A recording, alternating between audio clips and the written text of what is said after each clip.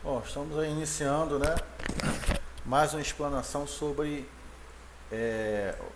transtorno do espectro autismo. Esse curso de cuidador de crianças especiais, ele vai falar sobre alguns tipos de crianças com transtorno de autismo, TDAH, hiperativismo e outras circunstâncias que fazem dessas crianças portadores de necessidades especiais. O transtorno do espectro autismo é um distúrbio no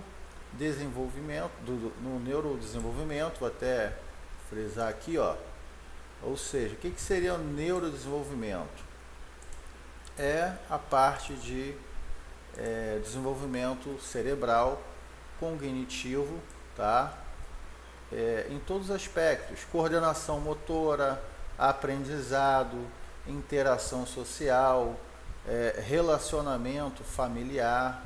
Então o autismo ele afeta em todas as áreas da criança, tá?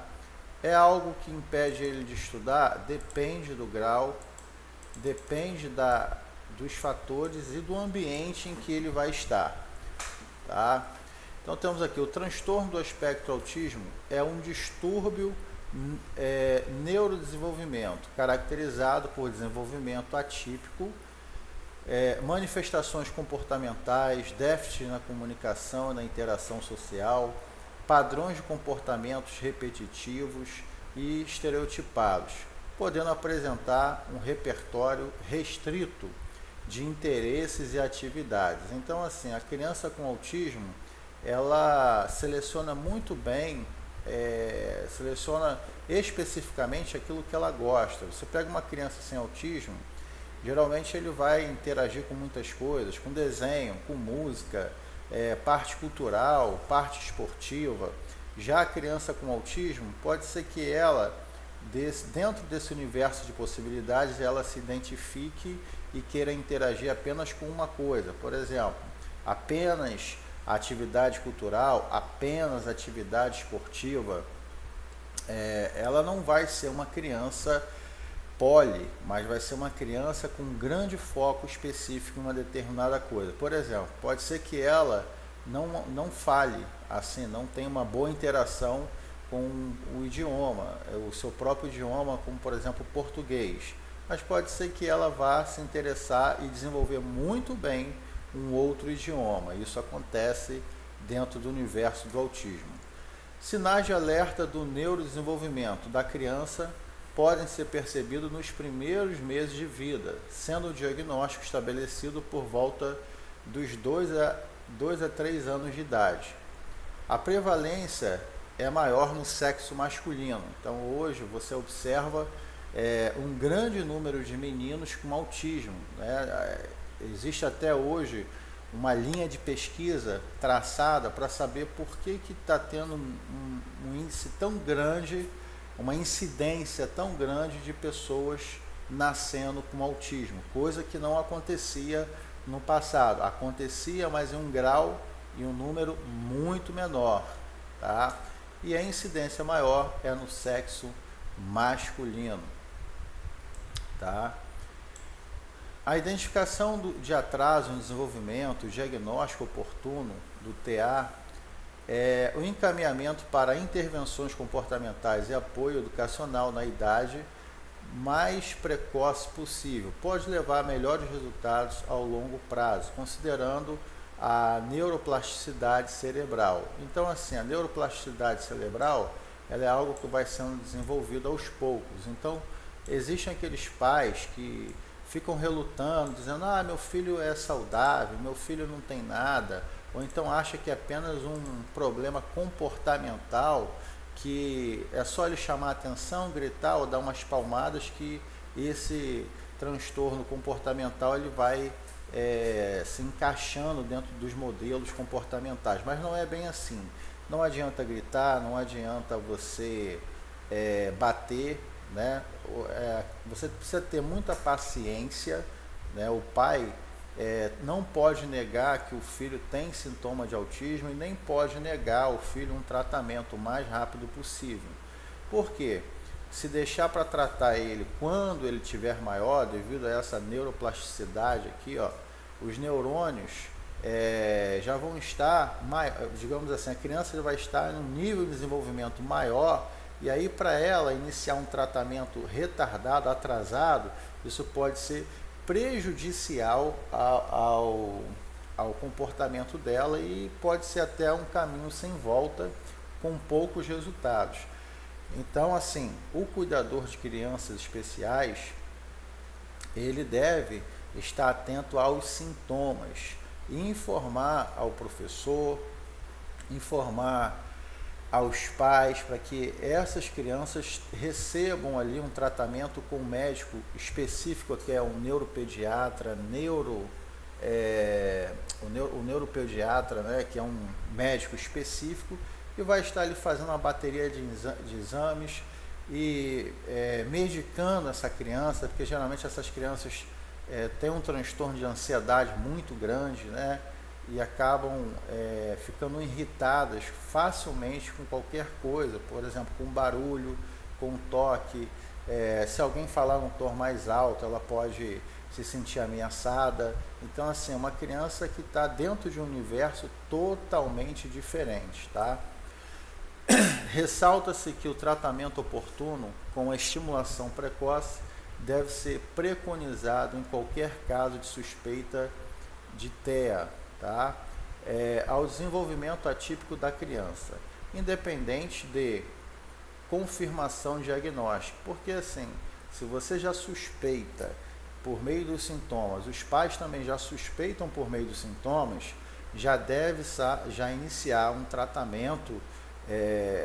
Já os pais e o ambiente escolar já devem ali estarem preparados para iniciar um tratamento diferente com aquelas crianças, tá? Como eu falei, não adianta gritar, não adianta forçar essa criança a ficar sentada, porque ela não vai ficar sentada, tá? Ela tem uma hiperatividade que ela não consegue controlar, a não ser com medicamentos, se for o caso, como calmantes do sistema nervoso central. Isso também vai atrapalhar ela no desenvolvimento escolar, porque diante das atividades da escola, enquanto você tem uma criança que vai estar interagindo ali com a professora ou com o professor, numa aula de educação física, numa aula de arte, matemática, essa criança ela não vai conseguir ter concentração para estar ali desenvolvendo os trabalhos, né, no caso da educação formal, que é ensinado dentro da escola. Ela vai ter um déficit de atenção muito grande e o pensamento dela não vai estar conectado ali diante daquele modelo de aula que vai estar sendo proposto ali, tá? A etiologia do transtorno do espectro autista ainda permanece desconhecida, ou seja, ninguém sabe o surgimento, né? O porquê que uma criança especificamente suspeita que quando há um caso familiar, essa criança pode ser por um caso de herança genética. E o outro caso também de pais que são usuários de drogas. Mas isso ainda é tudo muito embaçado, nebuloso, e a todo momento a ciência muda o seu ponto de vista em relação à etiologia, ao surgimento e a fatores que desenvolvem isso na criança. Evidências científicas apontam que não há uma causa única, mas sim uma interação de fatores genéticos e ambientais. A interação entre esses fatores parece estar relacionadas ao TEA. Porém, é importante ressaltar que risco aumentado não é o mesmo que causa fatores de riscos ambientais. Os fatores ambientais podem aumentar ou diminuir o risco do TEA em pessoas geneticamente predispostas, embora nenhum desses fatores pareça de forte correlação com o aumento ou diminuição dos riscos à exposição de agentes químicos, deficiência de vitamina D, ácido fólico, uso de substâncias como ácido valproico durante a gestação, prematuridade com idade gestacional de 35 semanas, baixo peso ao nascer, né? Menos de 2,5 kg, 2,5 kg, e gestações múltiplas, infecção materna durante a gravidez, idade parental avançada, são considerados fatores contribuintes para o desenvolvimento do transtorno, do espectro autista, tá? E aí nós temos aqui, fatores de risco para componente genético. Evidências indicam que influência de alterações genéticas com forte herdabilidade, mas trata-se de um distúrbio geneticamente heterogêneo, que produz heterogeneidade fenotípica, características físicas comportamentais diferentes, tanto em manifestações como em gravidade.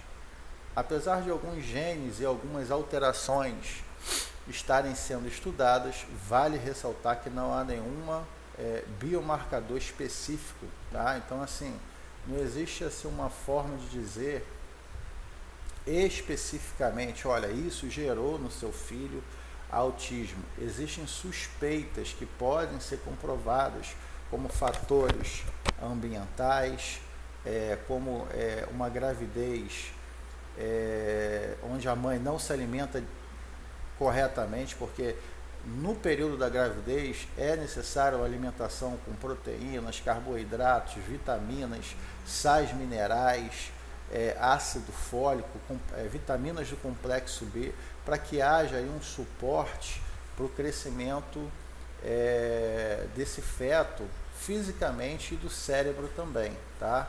Da massa cefálica. Então, assim, quando essa criança não recebe os nutrientes adequados para esse desenvolvimento, pode ser um fator. Por que pode ser um fator? Porque já teve crianças, mães que mesmo diante de uma gravidez, alimentaram muito bem os seus filhos, porém essas crianças mesmo assim nasceram com o TEA, transtorno de espectro autismo. Então, assim, não existe um biomarcador, existem fatores que podem contribuir, tá?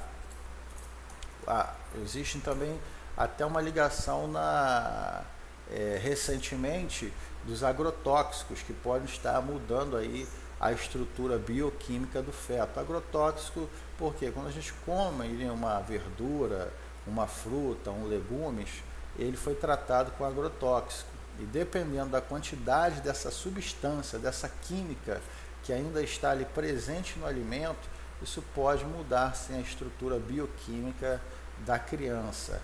Então tudo ainda é muito nebuloso, mas algo tem acontecido, né? E isso merece muita atenção. O diagnóstico do T é essencialmente clínico, feito a partir das observações da criança, entrevista com os pais e aplicação de instrumentos específicos. Instrumentos de vigilância e desenvolvimento infantil são sensíveis para a detecção de alterações sugestivas do TEA, devendo ser devidamente aplicados durante as consultas de puericultura na atenção primária à saúde. O relato, queixa da família acerca das alterações de desenvolvimento, o comportamento da criança tem correlação positiva com a confirmação do diagnóstico posterior. É como eu falei no início, não adianta o pai ficar, ou a mãe negando, dizendo que isso é um problema que a oração vai resolver, que a igreja vai resolver, ou que alguma coisa vai resolver. Não, tem que ser tratado, tem que ser levado para um médico especialista, e não é clínico geral, nem pediatra, é o neuropediatra. E abastecer esse neuropediatra na consulta de um máximo de informações, né? Então a criança tem que ser pensado no bem-estar dela físico, social, porque se esse início de tratamento for bem sucedido e tiver um acompanhamento, ela na fase adulta, ela vai ter aí uma grande chance de ser independente, claro, dependendo do grau dela. Ela vai ter uma chance, digamos assim, de se profissionalizar, de estudar, de andar sozinha, vai ter autonomia profissional, autonomia financeira, e ela vai aprender a lidar com os próprios problemas que ela possui. Então, assim, o transtorno do espectro do autismo não deve ser negado pela família. Pelo contrário, deve ser aceito o mais rápido possível. Manifestações agudas podem ocorrer e frequentemente. O que conseguimos observar são sinais de agitação ou agressividade, podendo haver auto ou heteroagressividade, tá?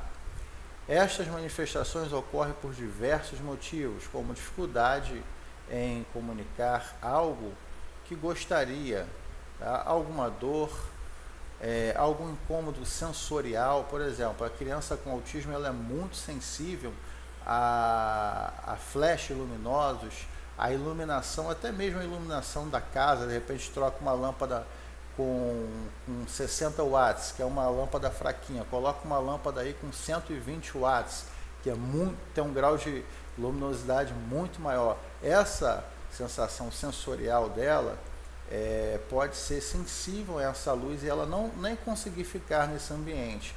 Então, assim, ela também tem uma grande sensibilidade ao barulho.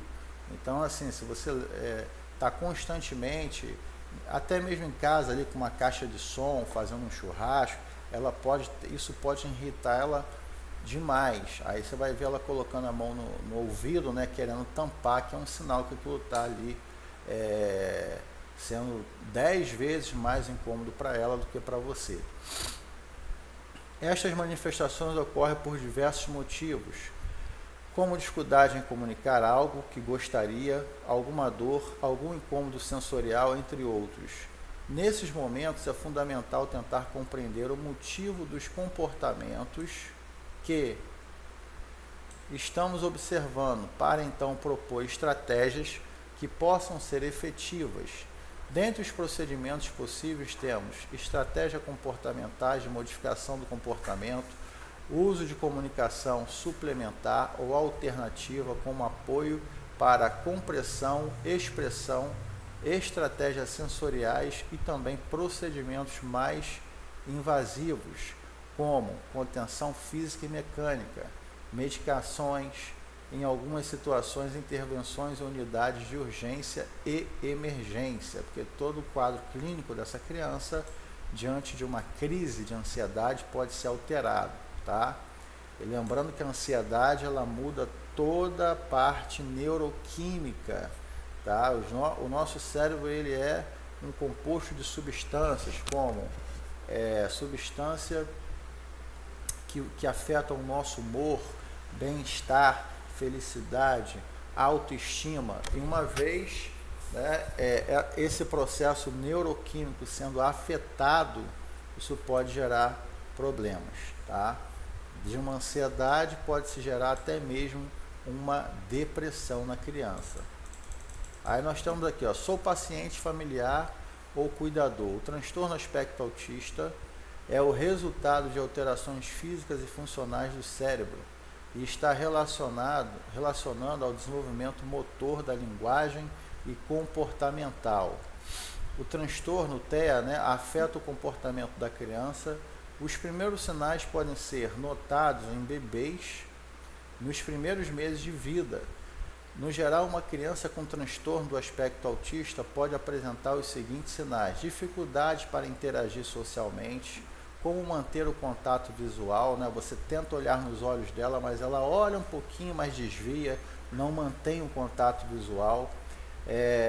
Identificar expressões faciais e comportamentais, gestos comunicativos. Geralmente a criança com autismo, ela tem um vocabulário muito pobre, faz muitos gestos, pode também fazer muito barulho, porque ela fica apontando para as coisas, gera uma ansiedade muito grande. Então ela fica ali, às vezes o adulto acha que é uma birra, acha que é uma pirraça, mas não é.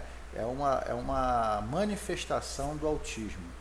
Comunicativo, expressar as próprias emoções e fazer amigos. Ela não consegue interagir com os amigos, ali brincar. Por exemplo, você bota uma bola ali para eles brincarem, eles não conseguem interagir. Ele vai chutar para cima, vai chutar para o lado, mas ele não vai chutar para o amigo dele para gerar interação no jogo. Dificuldade na comunicação, caracterizado por uso repetitivo da linguagem e dificuldade para iniciar ou manter o diálogo. Então ele tem um vocabulário pobre, ele repete muito as palavras, repete demais as expressões, e isso gera uma dificuldade no diálogo, tá? As alterações comportamentais como meninas, apego agressivo a rotinas, apego excessivo a rotinas, né? Então, tipo assim, ele já tem uma rotina, passa naquela rua todo dia, faz as mesmas coisas. Se ele um dia passar numa rua diferente, ele já acha ruim, ele pode se sentir incomodado, porque a segurança dele está justamente naquela rotina, tá? Mas isso depende do caso, depende do grau de autismo. O autismo não tem sempre o mesmo grau. Vai ter um grau mais leve, que ele vai ali conseguir, né, se relacionar, claro, mas também com acompanhamento médico, intervenção de medicamento, série de terapias, né? Ações repetitivas, ele pode fazer ações repetitivas, né? Tipo assim, você faz uma brincadeira com ele, ele fica pegado naquela brincadeira e faz até fora de contexto uma brincadeira, né? Interesse intenso em coisas específicas e dificuldades de imaginação, ele não consegue imaginar, né? Se conectar ao mundo lúdico, que é o normal de toda criança. Se você acha que seu filho ou criança pelo qual você é responsável não está se desenvolvendo conforme os marcos apresentados na caderneta da criança, procure um profissional de saúde da atenção primária da saúde, um posto ou unidade. E lá você vai relatar no posto. Lá vai resolver um problema? Lá é o início, é o pontapé inicial para que aqueles profissionais possam encaminhar o seu filho para o neuropediatra. E aí você tem que correr atrás, tem que falar com o responsável, que às vezes não tem um neuropediatra na sua cidade, mas aí numa outra cidade você vai. Lembrando que dependendo do grau, o governo dá uma ajuda de um salário mensal.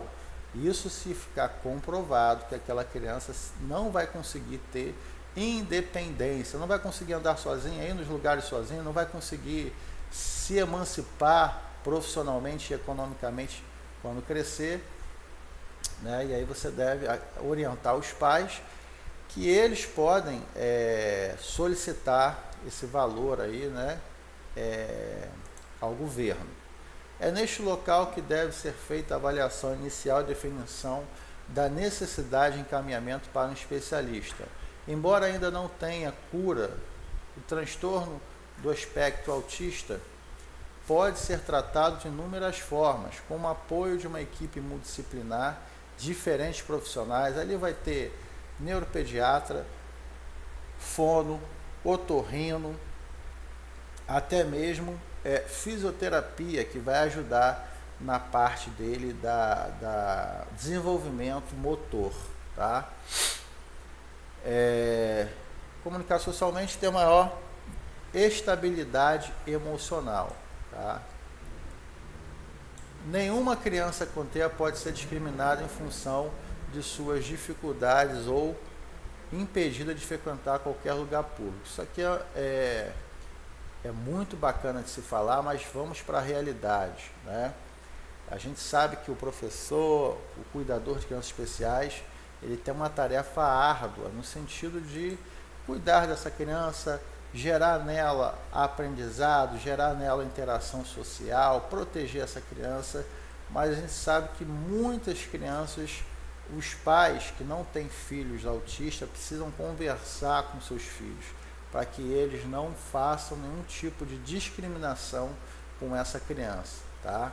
Essa criança é uma criança que já nasceu com problema, e a gente sabe que o bullying hoje é algo muito forte, e as próprias crianças têm dificuldade em aceitar uma criança com outro problema, e aí elas acabam ali, de certa forma, gerando um outro problema naquela criança que estaria lutando para poder ter uma interação social.